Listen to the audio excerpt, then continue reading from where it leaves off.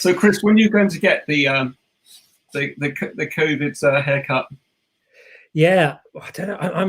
I'm psyching myself up for it, because last time I let my wife cut my hair, 3 months later I went to a hairdresser's, and they said to me, "Who cut your hair last?" And said, "Come and look at this, come and look at this." And I ended up with not only staff looking at the back of my head, but also other people who'd been sitting in chairs previously coming to look at the back of my head and laughing at how I had different levels. And I literally, my wife had let me walk around for 3 months with that, and I'd never known. So I'm psyching myself up at the moment and deciding what I'm gonna do, whether I do it myself or. Chris, what you should do is have curly hair like mine, because I cut it this week, and you can mess it up and it still doesn't show. Okay. I think I did have a perm once when I was about in my 20s and into white snake and things like that. And I was supposed to look like David Coverdale, and I came out looking like Leo Sayer. So I'm not gonna do that again. Oh dear. That's funny. That is so funny.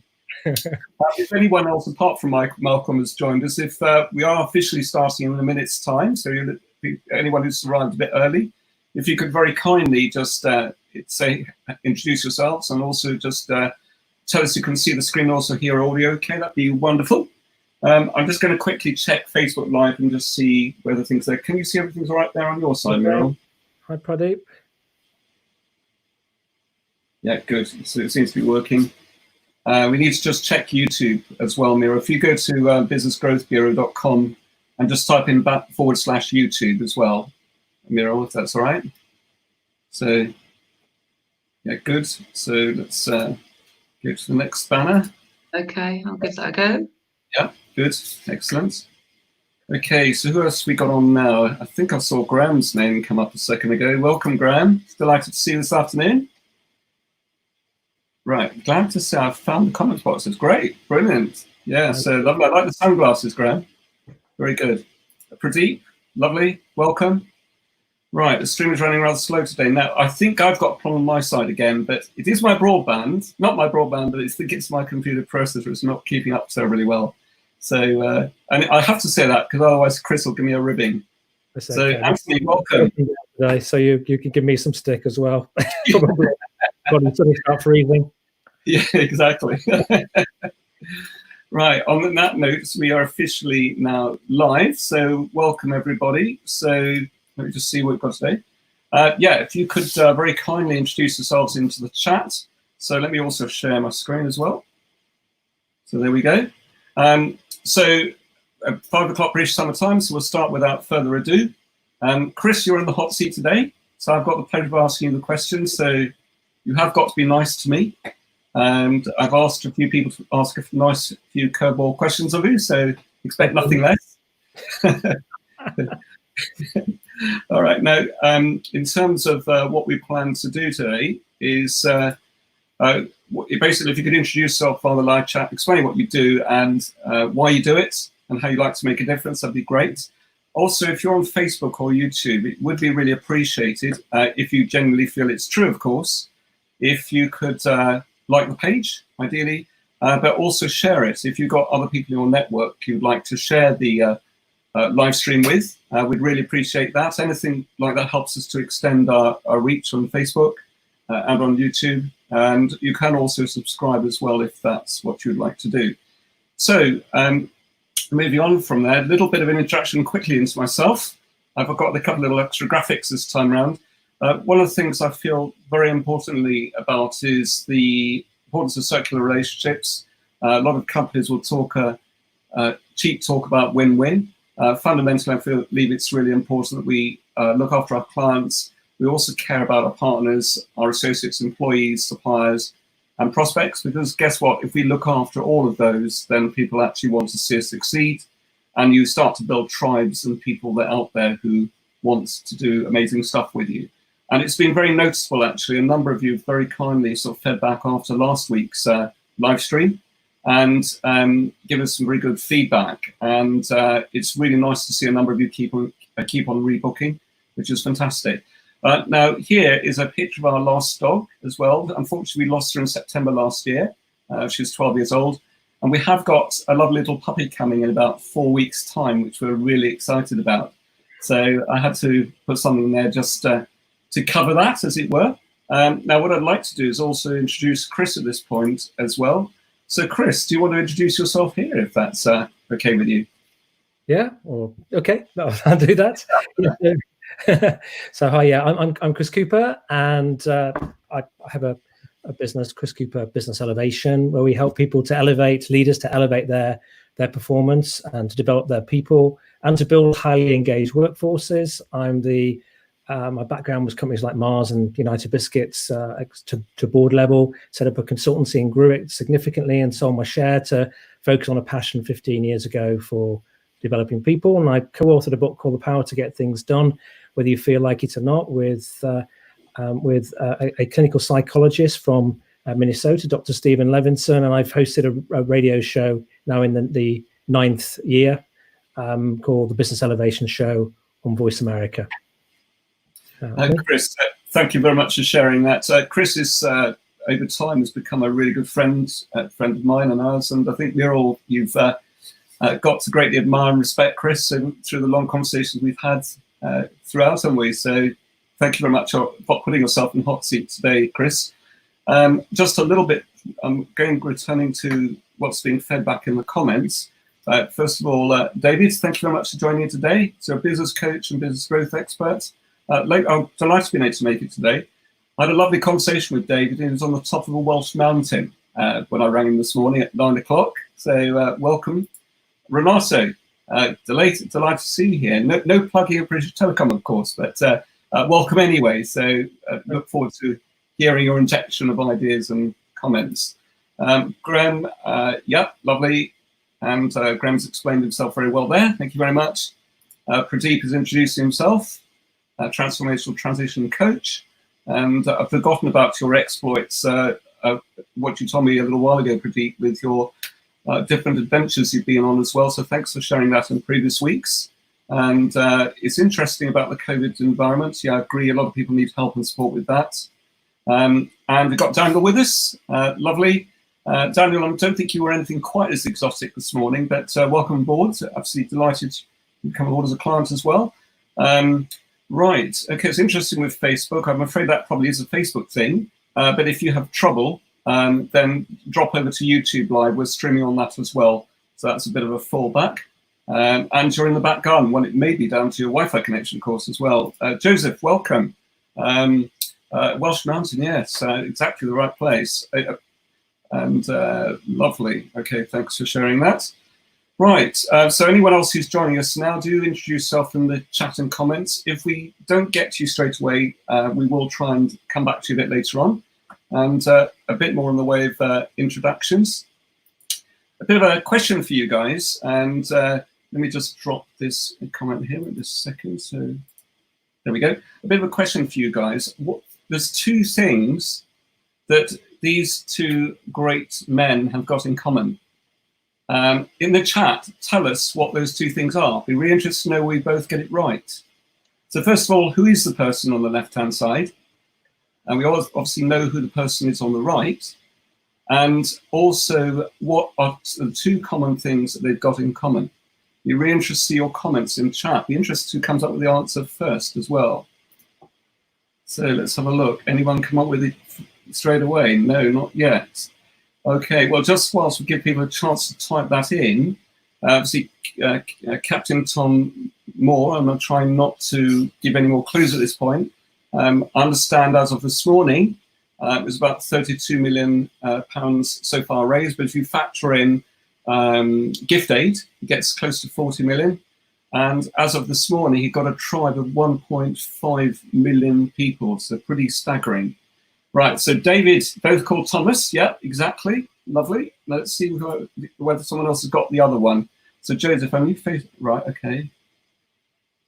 All right, okay. Thank you very much. Yeah, so not quite the right. Let's see whether Renato's got it. Both exactly. Right. Okay, I better give everyone a clue, give you people the answer, because it might take a little while. Well, both, of course, Captain Tom is about to be knighted. And of course, that is Sir Thomas More on the left-hand side. There is a slight difference because, of course, Sir Thomas More was actually beheaded by Henry VIII, as we probably will know. So I thought it might be just interesting to share that as something as a point of common interest. Okay, so just a very quick reminder of what we're going to be covering later on. So we will be touching on some of the key strategies you should be implementing in your business today. We did go over this a bit last week, so it'll be a bit of a summary today, and I will touch very briefly on the bounce back loans again. And I will also be giving a bit of a pre-announcement about a 5-day challenge, which we'll be introducing at the end of this show. So everyone has a chance to join in with that. I'm pleased to say there's no hard work involved with this one. So it'd be very straightforward for everyone to get involved. So moving on from there, these are some of the questions we've actually had raised in advance. That would be if my computer hadn't just frozen. Okay, I'm having trouble changing the slides on here, so I'm assuming that the video and audio is okay. I can't go forward in the slides at the moment, so just let me see if I can disable this one. Okay, there we go. So come back to the three of us. I will try and bring the slides up a bit later on. But Chris, this is perhaps a really good point to introduce you, if that's okay. And Muriel, if I ask you just to monitor things behind the scenes, so I'll drop you out at this point. Thank you very much. Okay. So Chris, welcome on board today, and thanks for putting yourself in the hot seat. Thank you. Could you very kindly just explain a little bit more about what you plan to cover as part of today's show?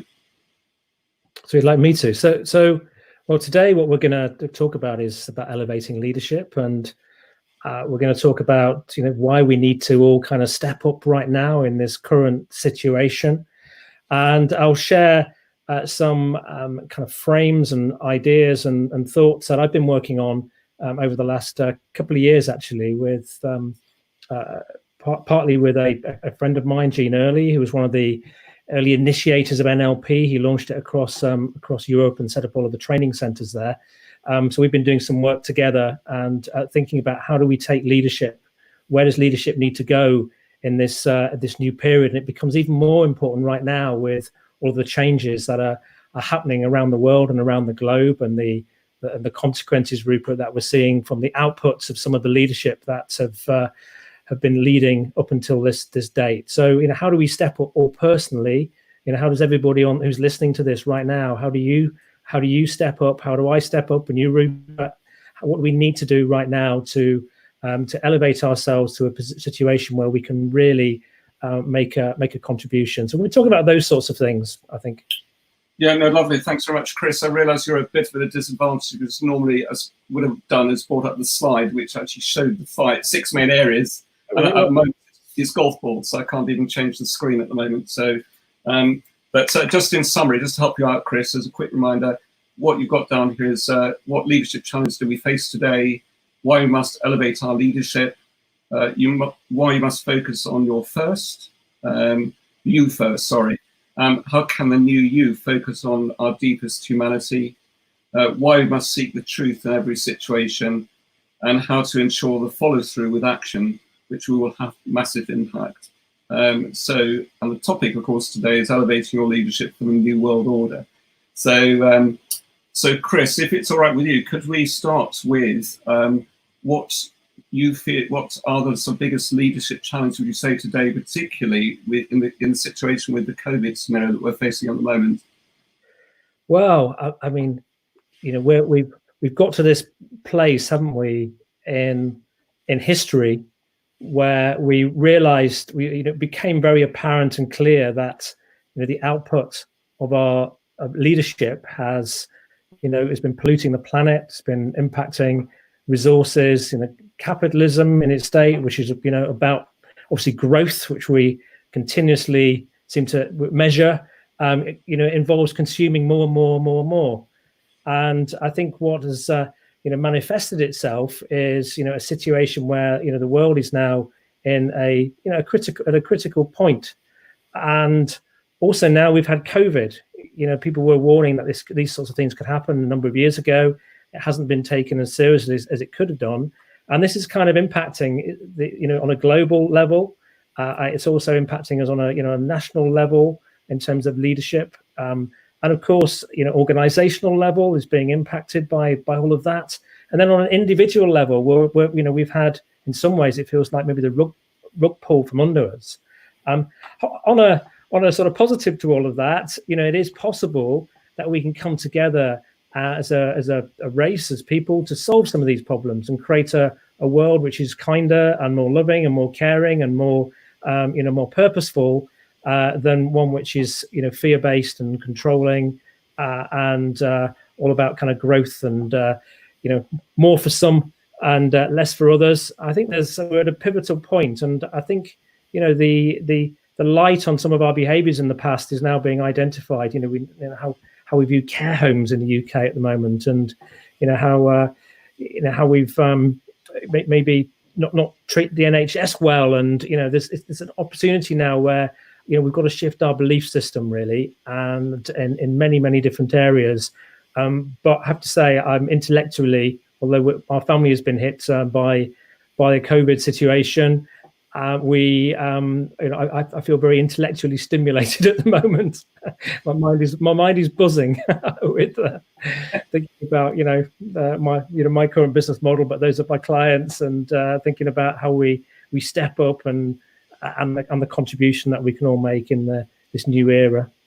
Yes, I must admit, Chris, I've got great respect for you, because I know that you've personally faced two sort of bereavements recently yourself over the last few weeks, haven't you? And obviously you mentioned about your mother-in-law being in a home at the moment, not very well, and yet you still manage to put a smile on every day, and you're always looking there to help others. So great credit to you for that, and put tremendous energy into this program as well. So thank you very much for that. I think the other interesting thing for me as well about leadership, you've seen an example of this yourself, haven't you, where leadership is fundamentally broken down. For example, we won't go into detail, but obviously one of your favourite broadband providers, their leadership's broken down. No way, they don't seem to know how to manage their teams. I've had a similar experience with another national organisation, which basically leadership has just broken down completely. There's no follow through internally. No one takes responsibility for anything. It was, in fairness, in that particular institution, it was really bad before. But if you imagine something was really bad before, which is 10 times worse now, it's a really good example of this. And I think from what you're saying here, this is really an example where the best leaders will really excel in these situations. And there might be some surprising leaders that come forward as well in light of the current situation that we face, I guess. Would that be fair to say? So I think so. I mean, we've the current sort of Prime Minister of New Zealand is getting so much credit at the moment for the way that she is very sort of compassionately leading. But I think probably a strong back and a soft belly would be the way that you could describe that. Being kind of strong but supportive, but also being caring and loving in the way that she's approaching people. It's really working well within the culture within New Zealand, and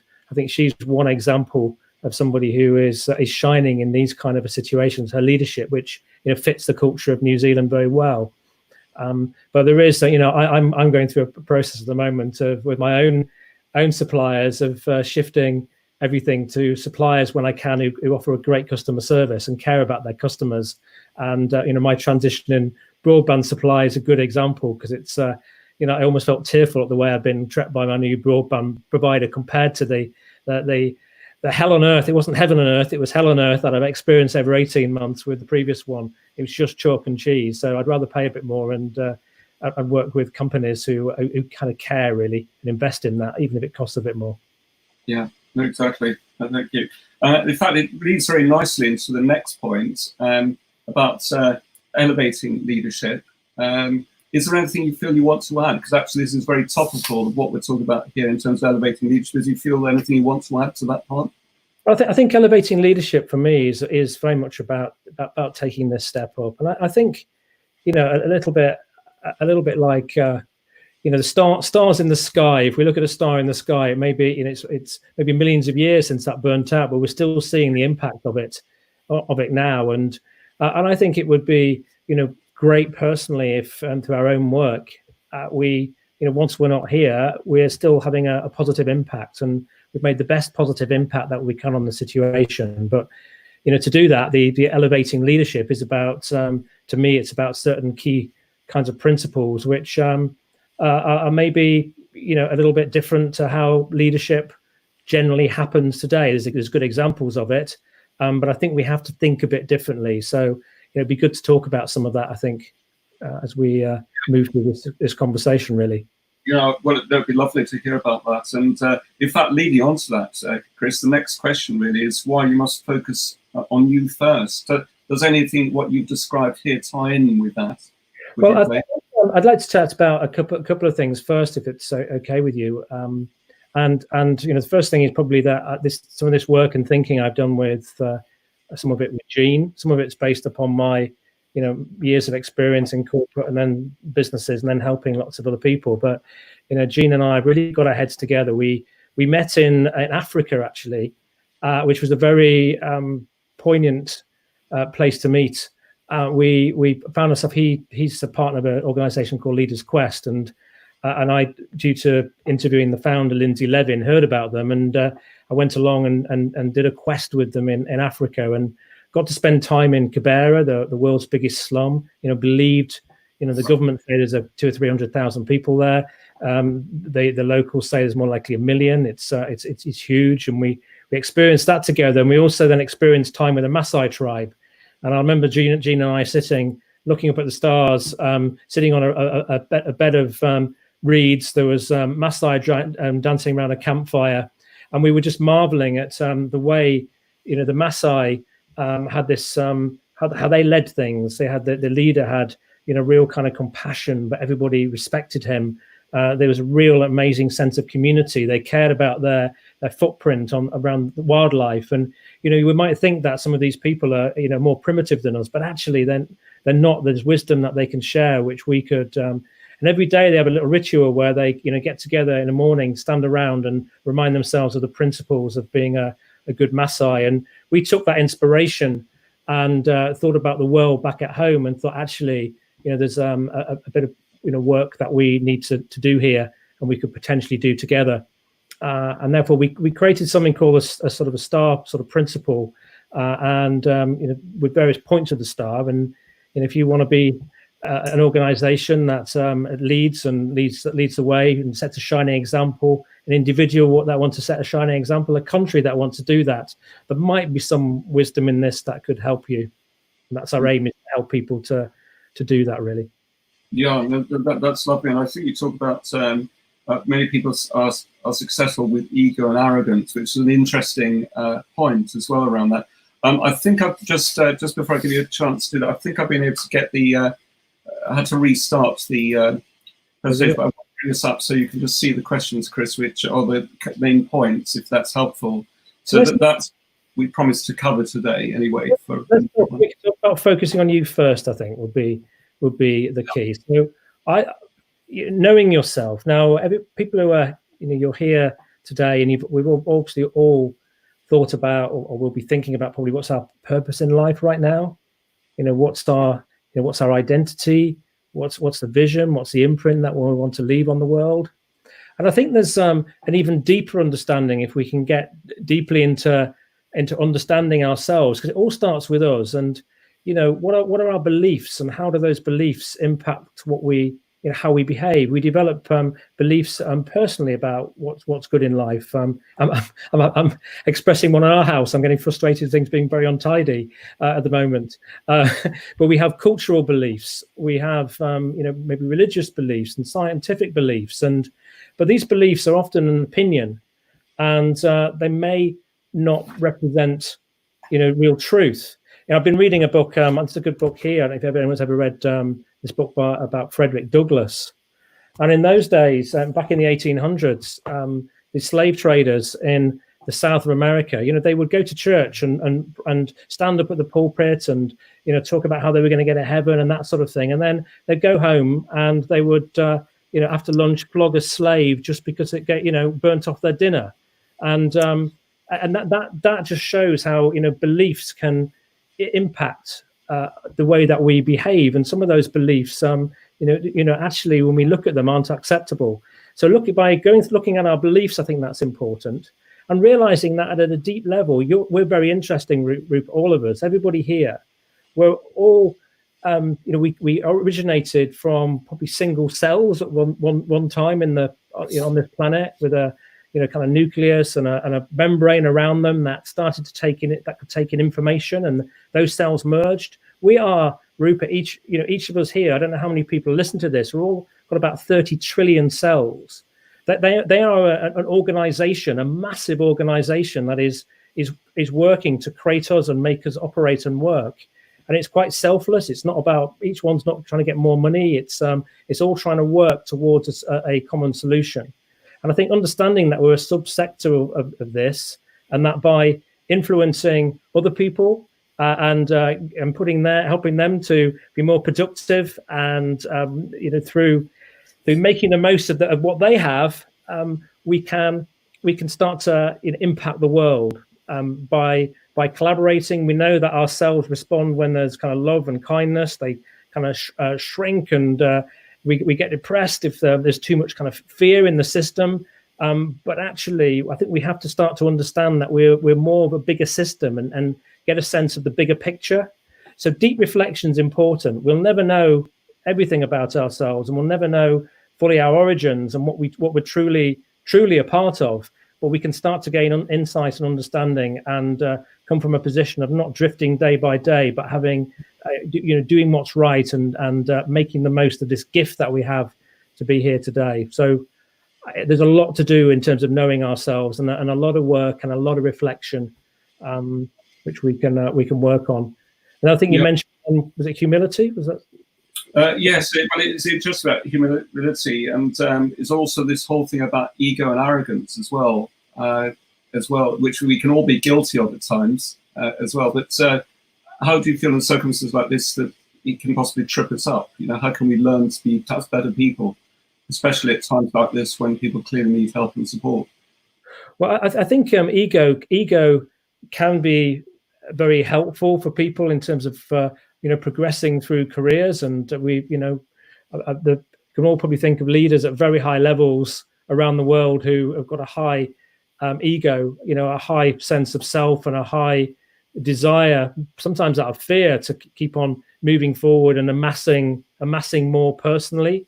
I think that can trip us up. When I spend a lot of time working with people and coaching them, I often find people who maybe very, very, very assured and self-focused, but actually other parts of their life are a mess. Too much of ego can damage relationships, with kids and family, with employees. And at the end of the day, I think developing a sense of humility where we're actually in it because we genuinely want to help, and we can make decisions that are very impartial.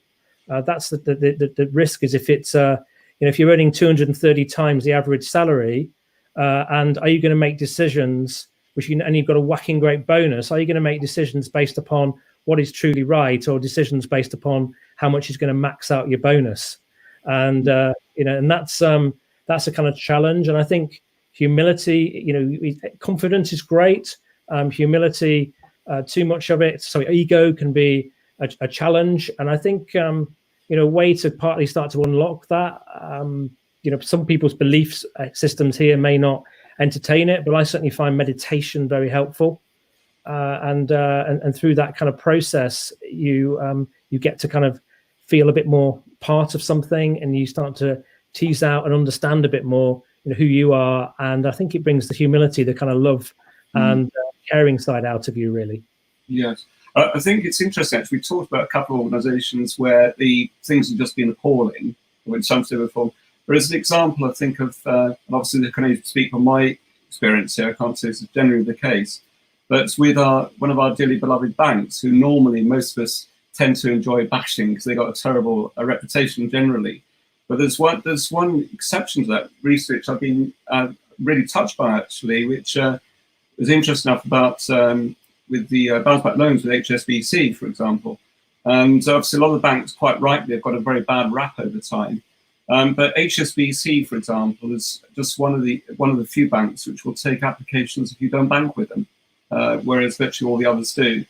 The person, because they've had so many applications, I think this the massive and massive applications, they can't cope with them. What they've done is they've taken an entire floor of people, which basically at Canary Wharf, I think Canada House is it, and there's 80 people on that floor. They're all in really senior positions, okay, and 60 of that floor, which obviously are all home working at the moment, have been taken off purely to help with bounce back loan applications. The person I was dealing with, I don't know what he would normally earn a year, but I'd imagine it's probably at least 150,000 a year, probably 200,000 a year, was dealing with my application on behalf of the Business Growth Bureau. And he took the trouble to ring me up at 26 last night. And he said, Rupert, there's just a couple of things which I need to ask you. And they're very boring technical things which no one really is interested in. But I said to him, as a matter of interest, you know, you've obviously come off your current role to do this. I said, you know, you clearly actually do care a lot about customers. It's something that's really oozes from you. And I said, you know, why do you do all this stuff? I said, you know, you must be totally swamped with everything that's going on. He said, well, it's actually, to be frank, I'm actually really enjoying it. It's so nice feeling I'm actually helping people. Nice. And obviously, he working from home, no doubt his wife or girlfriend was cooking a meal from at home. There's probably a glass of wine waiting or whatever it might be. But at the end of the day, he said, well, I wanted to get this call done tonight, even though officially it's well beyond my time. Get this call done, so at least I know it looked after and we can move on to the next case. And I thought that was a really good example of where you can get leadership, especially in some of the organizations. And you know, possibly you see the best elements of leadership filtering through, but it starts to also become infectious as well. Yeah, and I think that's such an important thing. So I wanted to just share that story. Hopefully you didn't mind that, or everyone else didn't mind that. Chris? Infection's a good example, isn't it? It's when you do engage in that way, and you know, this person here wanted to help and wanted to deal with that. It builds a kind of energy. Just it makes us feel good, and you know, people give more of themselves. So I've spoken on at HSBC in Canary Wharf and experienced that. It's like it's a city, almost a small city there. It's incredible and has quite a very energy and a real buzz about it. On the other side, I'd love to know who that person is, because 8 or 9 days later, I've still not heard about my loan. So, same bank as well. Yeah. Well, it's a good point here from Jeremy. Actually, I don't know if I think flash up on the screen. Bear a second. You know, it's very hard. Is other people can see your beliefs sometimes easier than you can, but actually, what doesn't lie, you're right. It's your behaviour. It's you know, that's what everybody else is seeing. And if your life is very successful, you know, how you want, whatever you measure success is, how you want it to be at the moment, or it's not, it's often, you know, a result of the consolidation of the beliefs that you hold, and which therefore determine that your behavior. So yeah, it is a really good point, Jeremy. Yeah, it's interesting what Renata's saying as well, isn't he, about to demonstrate credibility and trust, which goes back to your point perfectly. Renata, I couldn't agree with you more. I can't remember how many people are responsible for Renata. I believe it's about 500 people, isn't it? So, you know, obviously very grateful for you sharing that insight. Stuart, right, okay, sorry, I've got a few things I've seen. Welcome aboard, Stuart. Stuart is our guest speaker next week, by the way, guys. So make sure you're ready to ask him lots of difficult questions next week, and I'm sure you'll thoroughly enjoy them. Just a quick review of what else other people are saying here. Lovely, thanks for introducing us on that. And Renata, what are you saying over here? Right, that sounds fun for Renata. You're obviously a really interesting person to get to know. And Joseph, you're saying fear, false evidence appearing real. Yeah, do you have any thoughts around that one, Chris? I think it's an acronym which is very helpful. Yeah, I think I first read it in Feel the Fear and Do It Anyway, I think was the book I kind of read. So it shows, yeah, false evidence appearing real is fear. And if you think about it with regards to fear, we probably worry about often, I think there was some research which suggested that about 95% of the things we worry about never actually happen. And therefore that's where the false evidence appearing real comes from. So yeah, I think there is an interesting, it's interesting. The media, they always hook onto fear, and they hook onto it with regards to headlines, and that as a ripple effect, like you mentioned. But actually, if you approach from a much more kind of kind perspective and a genuine perspective with people, that has a positive ripple effect, which myself, my work around engagement, we really see that. If it's massive improvement in engagement once people feel listened to, they feel part of a narrative that they really buy into, and a purpose in the organization, and some of the things that they personally want to do, like be charitable and impact communities. When all these things are kind of present, the energy increases, the absenteeism goes down, profits improve, and we see that time and time again. So I have knowledge around that, which probably comes on to the next point about truth. When we're making decisions, is to make sure that we're basing them on knowledge, which has been, where there's some evidence behind it, rather than it just being on based upon someone's belief system. I think it's a bit scary. When reports come out, and maybe government reports, maybe 60 or 70% might be on knowledge, and 30% of it is on someone's belief, which may or may not have any reality whatsoever. So we have to be as careful as we can to, make decisions based upon, prior knowledge and experience that we've seen time and again, that this situation kind of improve, or, have some kind of data. I'm not a big data person particularly, but and I know you are, but particularly having, a solid foundation to understand the truth. And then also the truth is about, I meet leaders, and actually the big problem is them. It's their behavior, and they're getting angry with staff. They're pointing the finger at the staff for not doing this, for not doing that. One company I worked for a while, the amount of disciplinaries they had in that organization, and the guy, the leader didn't really know himself. He saw himself as being kind and compassionate, but he would swear at his staff. He would discipline them. He would take money off them if they didn't clock in the morning. Those kinds of things. But he thought he was a fair leader. But actually, what it was a manifestation of his leadership that resulted in these behaviors that he was unhappy with. So, the truth is also being prepared to look at yourself, and look at yourselves as a leadership team, and be absolutely honest. So, putting a mirror up to your leadership team and yourself is very, very important. Yeah. No, it's really interesting with respect to that. And you talk about this, where wisdom comes from as well. Is there something that you want to elaborate on that part there, Chris? Well, I think you're laughing about. I must know what you're laughing at, by the way. Sorry? I must know what you're laughing at, by the way. No, I think, and yes, Joseph. Yeah, absolutely. I'd love to talk to you.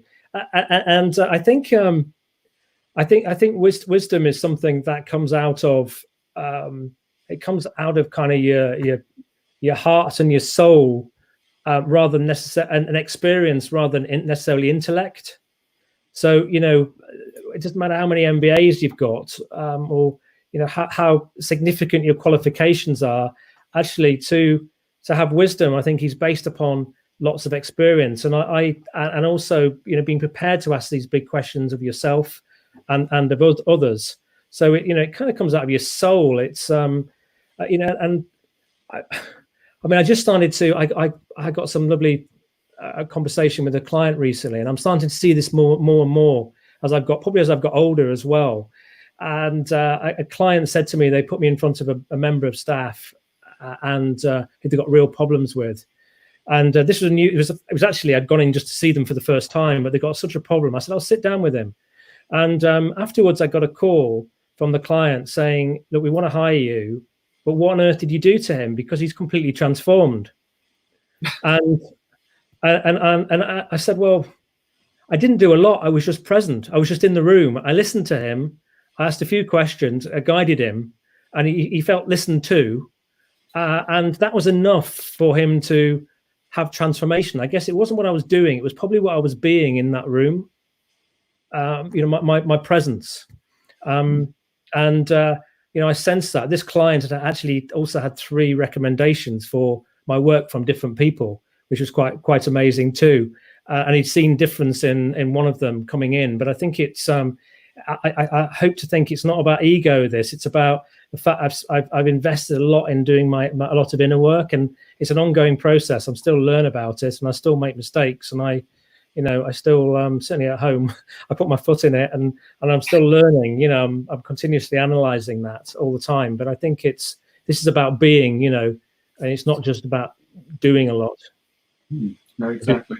Yeah, that's thank you, Chris. And in fact, it's lovely. I know the work you do can be quite transformational, can't it? I actually had the pleasure of seeing that firsthand when I joined you on a particular client, in fact. So, which was, it's very nice to see how not only the CEOs of the company really excel, but also the teams started really pulling together as well. So it was really good.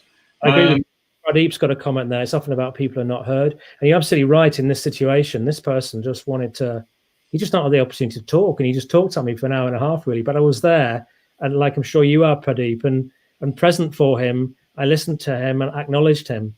And I've had a situation a few months ago. Actually, I was meeting a number of members of staff, and I think 4 out of 11 of them just thanked me at the end for just being. So it was the first time that I had somebody who truly listened to them.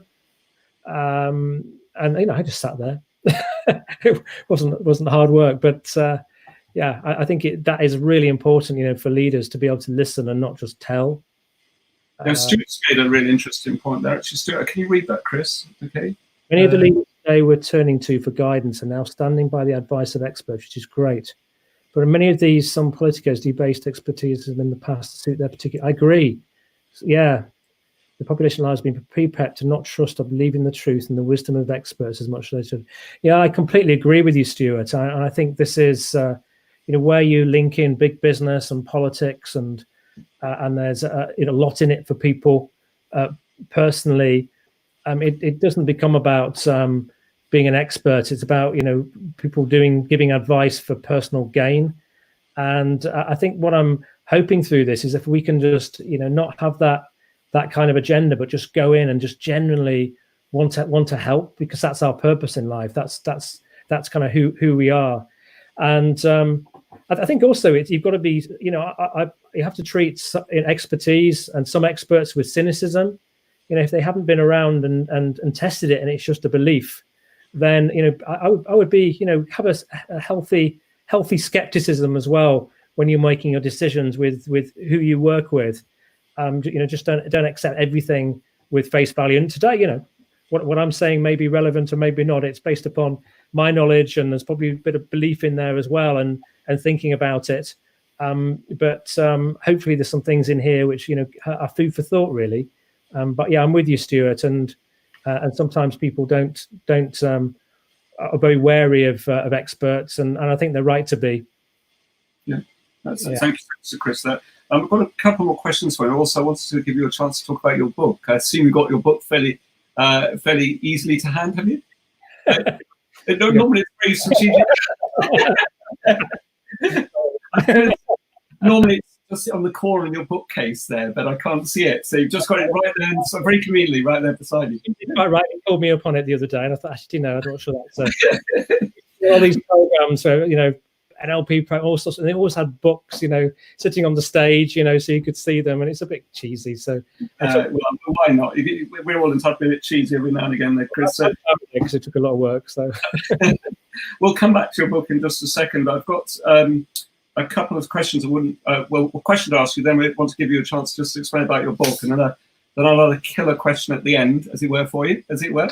A nice one, by the way, but it's not that bad, I promise. But you mentioned something about Gene earlier on to me today. I know we were going to see whether we could possibly invite him to that part of today's show, but we think we agreed it'd be a bit tight time-wise to do it.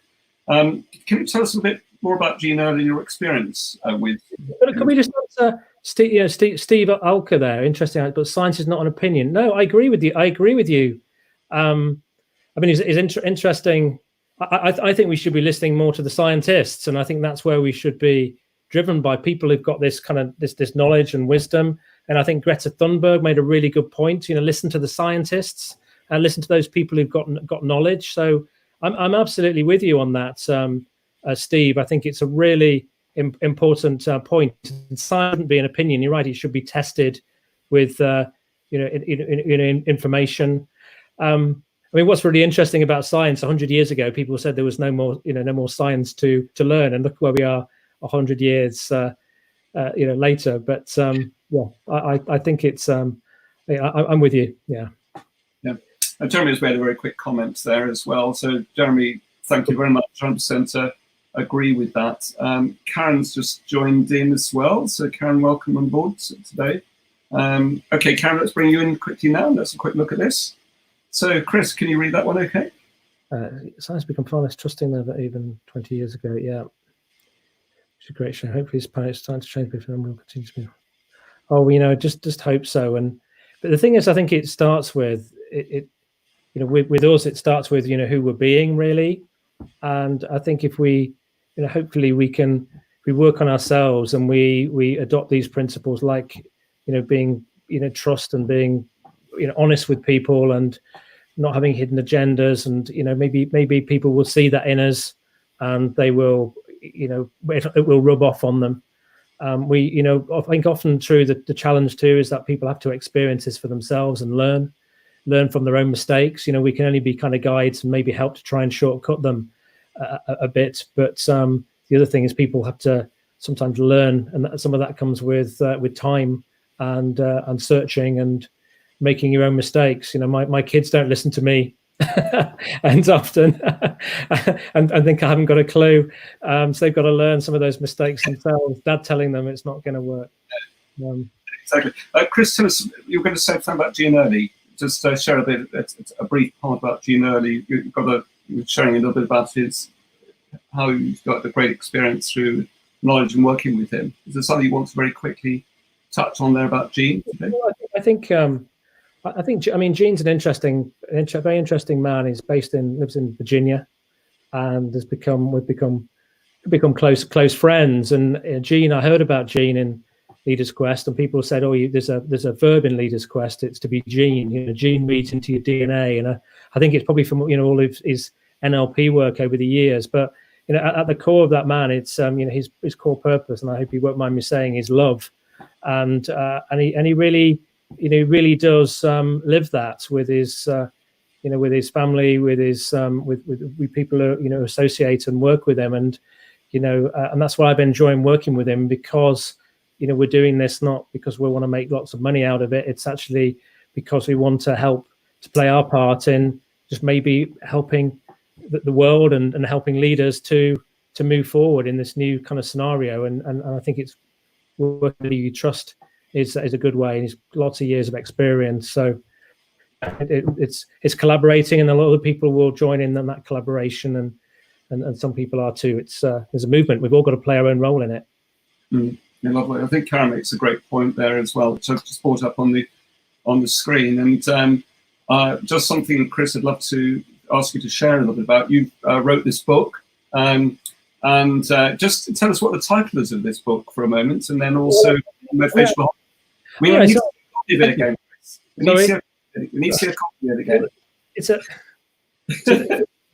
So this came out of, and this is another principle within the STAR. Really, it's about taking action, and rather than blatantly selling the book, it's not. It came out of personal requirement after selling share of my old sort of consultancy business and going out on my own. I had this desire to help people, and it worked very well for 2 or 3 years, and then I suddenly hit a situation where I had lots of work coming in, and then for reasons beyond my control, that work didn't happen. And it kind of dawned on me that I was doing the things I needed to do to run a successful business, but I was in my own kind of flow. And that's one of the challenges we face as leaders. We're not in flow in all areas, and therefore that's why we need help and experts like you, Rupert, to help us where we're out of our natural flow. Some of us are more creative, some are more people orientated, which is my kind of style, and some are more grounded and operational. Some people are more detailed and structured, and we're all a kind of different blend of that. And therefore, I connected with a guy in America who read something about me, an article, and connected with me, Dr. Stephen Levinson, and was interested in my business experience. And he was a clinical psychologist. He'd worked with lots of people in a major hospital in Minnesota, and couldn't understand why people said, yes, I'm going to follow through and do that, or my weight or my smoking or various, and didn't. So we put our heads together and we wrote this book, which was incredibly picked up by an agent within a few weeks, and then Penguin Random House, New York, published it. I think where it's helpful from a leadership perspective is to realize that we maybe don't take act. We can set too many things to do, and therefore that can cause confusion in an organization and confusion by not keeping it simple, confusion and not doing everything particularly well. We have reasons why we stop following through. It might be fear and that false evidence appearing real. It might be too much freedom. There's just much choice out there. It might be that we're out of our flow doing something. And so what we realized is through having done now about 377 hours of interviewing with people, is successful people have strategies to get things done. And they have strategies when they're, as a leader, when they are trying to get their teams to do, they put in place, kind of meetings and review meetings and presentations and all things designed to get a project done. When you work on your own, you're missing that infrastructure. And what you have to do is you have to create situations that mean that you have to act whether you feel like it or not. So you get interviewed on something like this, and it means you've got to focus on your attention to have your content at a suitable level. So the book came up with all sorts of ideas and strategies that successful people are using to create situations that kind of do the lifting, situations where they feel foolish if they didn't follow through, and as a consequence, people are stopping smoking, or they're standing up and becoming a professional speaker with some of the ideas, or they're getting out and making more cold calls, which they feared to do before. So it's some of it's slightly tricking yourself to act. I'll give you my favorite example. Mette Block, a twice world champion rower from Denmark, prolific speaker. And when I talked to Mette, one thing she did was she's a prolific speaker. She wanted to have more comedy and humor in her speaking. What she did was she booked a 1,350 seat conference hall in Tivoli Gardens. Because she's a well-known name in Denmark, she sold out every seat, and therefore had 5 months then to learn how to do stand-up comedy. So she advertised herself as doing one woman 90-minute stand-up comedy show, and therefore she had 5 months to learn how to be a comic. So you can imagine now, having put herself through that and delivering that, she created situations where she had to act, and is now has more humour in her speeches. Yeah. Thank you, Chris. Actually, I'll just bring this up for a second. I think David makes a great point here. It's also a great quote from Tony Robbins. I'm sure you would agree with that. Interesting enough, in terms of how that reflects in our lives personally, but also in business as well. For the helicopter go past. That's a great 80% psychology. I think. Yeah. 80%. Just in sort of closing, Chris, before we move on to the sort of final part, as it were, in terms of you've got a point here, which is how to ensure to follow through with action, which have a massive impact. Have you got any sort of top tips in terms of examples of what we can follow through, which can result in massive action? So I think we're probably relating to those strategies again. I think the follow through thing is really about developing a strategy. That means that you have to act. So you would for you, for example, you created this framework that we're on right now, and also what you did is you committed to doing this weekly. So by doing that and telling people, and you've been brave enough to share that on email, and it's the same with me. My shows are weekly. I have to turn up every week, whether I feel like it or not, and you do. And it wouldn't matter if I was, if I got COVID today, and if my wife can't smell today, I never know. I might have it in a week or two. But we commit and we show up, and obviously we can, whatever state we're in, we can do this. So I've done interviews where I've had one occasion a sick bucket next to me while I was doing the interview. I wasn't going to infect anybody else, but that's an example where you set up these systems, you tell people about it, and then you have to act. And out of that, someone said to me, when I started doing my interviews, they said, "Look, Chris, that's surely restricting your freedom. You know, now you've got once a week where you're committed to this, and actually I've got far more freedom to operate now because I know far more people through having done the show than I would have had if I hadn't done it in the first place. So yes, I might be doing this once a week, but actually it's given me an amazing freedom, and you know, I'm doing this with you now to do these kinds of things because I put myself in a situation where I had to act repeatedly. And another favorite, if you don't mind me saying, is David's quote, Tony Robbins. I think one quote I love from Tony Robbins, if I can remember it, is that people significantly overestimate what they can achieve in a year, but considerably underestimate what they can achieve in 10. So I'm just going to leave. That's one of my favorites. It's really powerful, that one, actually, isn't it? I think it's so true. That I think it's really good. Thank you, Chris. Well, obviously, Chris will come back in with you in just a second, no doubt. By the way, ladies and gentlemen, do keep some questions coming. We will try and get to some closing questions and answers at the end. I will just cover a few quick things off now. So what I'm going to do is share a few insights and top tips and so on. Some of this we covered last week, but because also we've got some new people on today, some of the points are quite important, so we'll just sort of cover them off. First of all, just a bit of encouragement. This month has already gone so quickly, so we're already 14 days on from the 7th of May. And this is what the Bank of England said. And the reason I'm bringing this up is that, we've heard the Chancellor this week talk about potentially having like a recession that we've never seen before.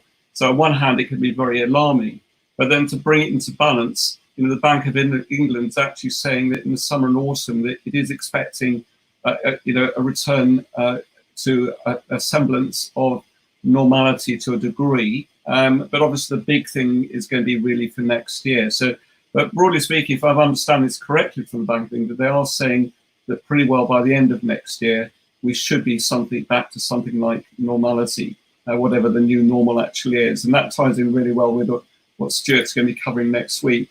I'm not going to go through these in details because we did cover these last week, but fundamentally, never quit.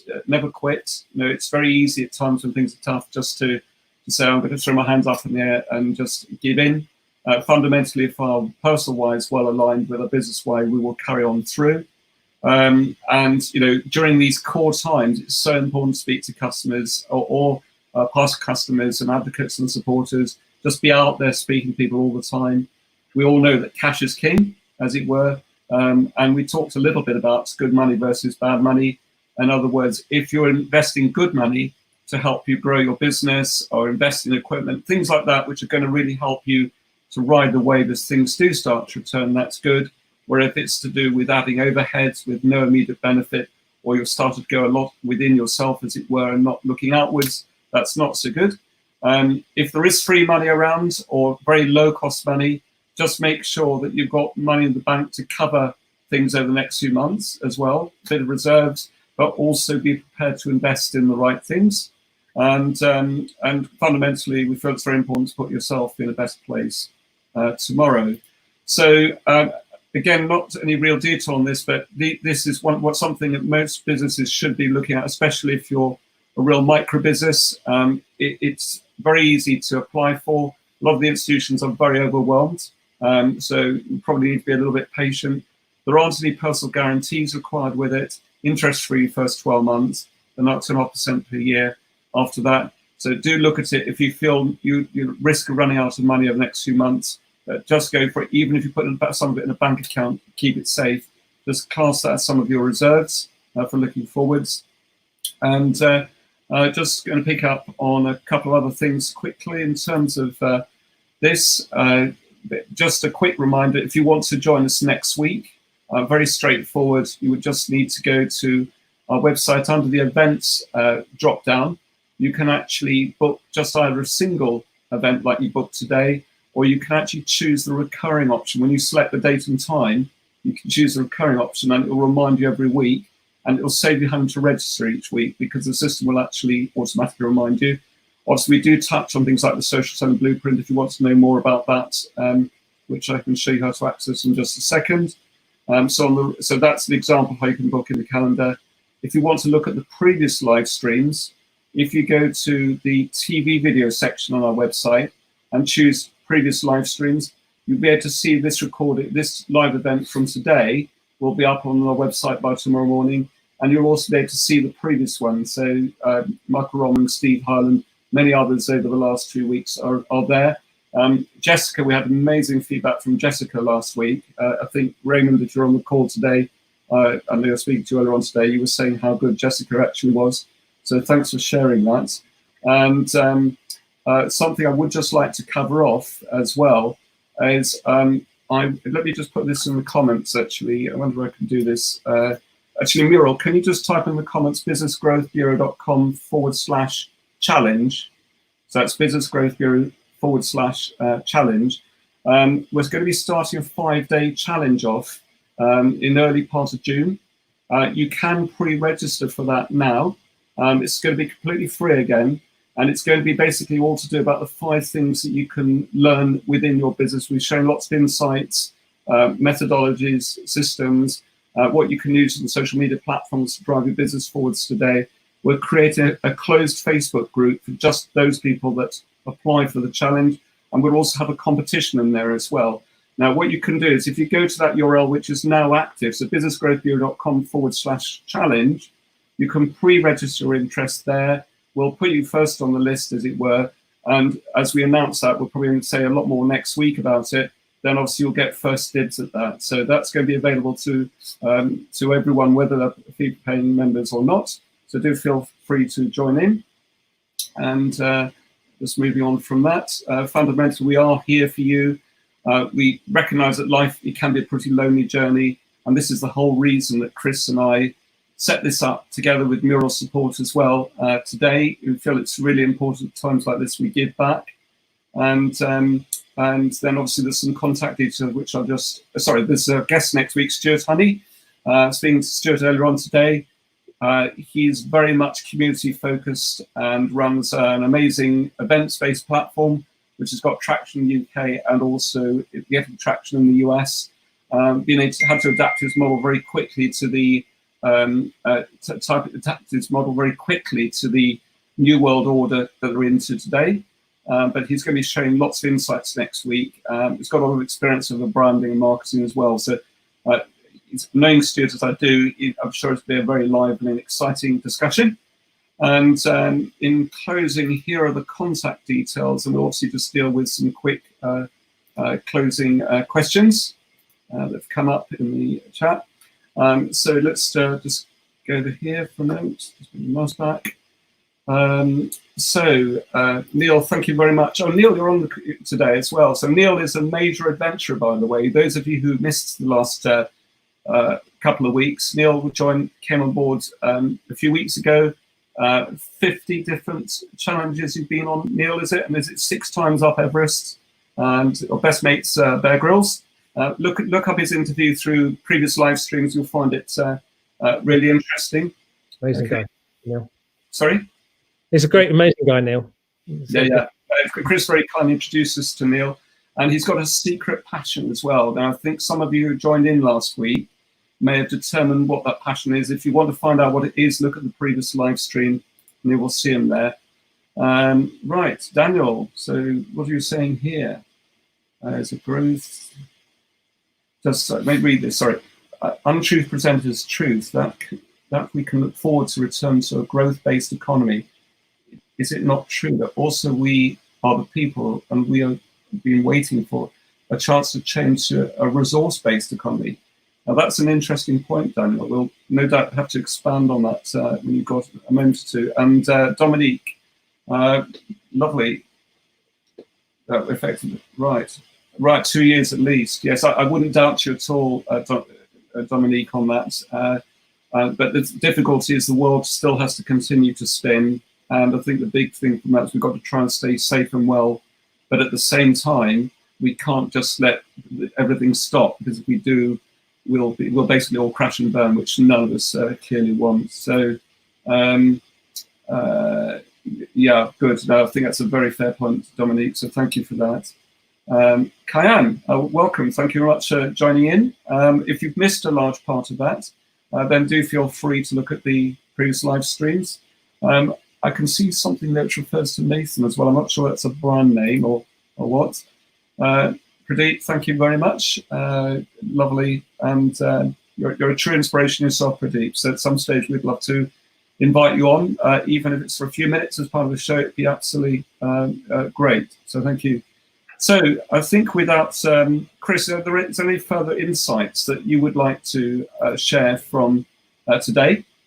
Insights? Well, I think I'd like to just thank people for their very, wise and thoughtful questions and commentary. And I think it's just, we've all got to look inside ourselves right now. It's a time for deep personal reflection, reflection on our models, on our kind of selves, and actually maybe make a decision about how we're going to show up moving into the future. COVID-19 is going to be around for quite some time. We're doing a lot of things online as well, but have to think about your kind of business model, the kind of leader that you want to be, how you want to, with your wisdom, kind of guide people to move forward and make a contribution. We've got some major issues. The planet is struggling. It'll recover without us if we all disappear. Let's not make that happen. But there's some big opportunities and challenges and issues that we can all get our teeth into and can all contribute to. So, best of wishes, good luck on that journey, and hopefully we'll meet during it. Very soon. Yeah, just a couple of things. So Muriel just mentioned, I'm going to bring Muriel in for a second. Muriel, you're actually live on camera, so be ready. Bring Muriel in quickly at the end. So Muriel's behind the scenes making sure everything just works, so thank you for that, and dealing with any calls with any difficulties or text messages. But we'll just talk about the subject of challenges. I know Muriel mentioned she couldn't type in the chat window for some reason. So it's businessgrowthbureau.com/challenge. If you want to enter that, you can pre-register for that now. And Jeremy's just said this right now, and I think it's very true. Thank you very much, and lovely. Thank you very much as well, Daniel, for what you've actually just said.